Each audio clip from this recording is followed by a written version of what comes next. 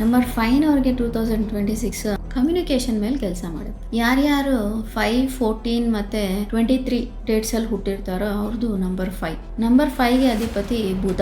ಇವ್ರು ಏನಪ್ಪ ಅಂದರೆ ತುಂಬ ಇಂಟೆಲಿಜೆಂಟ್ ಅಂತ ಅನ್ಕೋತಿರ್ತಾರೆ, ಬಟ್ ಎಲ್ಲೋ ಒಂದು ಕಡೆ ಮೋಸ ಹೋಗ್ತಾ ಇರ್ತಾರೆ. ಬಟ್ ಈ ವರ್ಷ 2026ಅಲ್ಲಿ ಅವರು ಕಮ್ಯುನಿಕೇಷನ್ ಚೆನ್ನಾಗಿ ಇಟ್ಕೊಂಡ್ರೆ ಲೈಫಲ್ಲಿ ಚೆನ್ನಾಗಿ ಮುಂದುವರಿಬೋದು.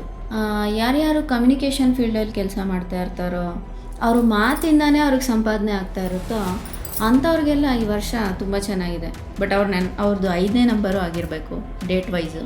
ಲೈಕ್ ಸೇಲ್ಸ್ ಆಗಿರ್ಬೋದು, ವಾಯ್ಸ್ ಓವರ್ ಕೆಲಸ ಮಾಡ್ತಾ ಇರೋರಾಗಿರ್ಬೋದು, ಅಥವಾ ಅವ್ರ ಮಾತಿನಿಂದ ಸಂಪಾದನೆ ಮಾಡ್ಕೊಳ್ಳೋ ಅಂಥವ್ರು ಯಾರೇ ಇದ್ದರೂ ಅವ್ರಿಗೆಲ್ಲ ತುಂಬ ಚೆನ್ನಾಗಿರುತ್ತೆ ಈ ವರ್ಷ.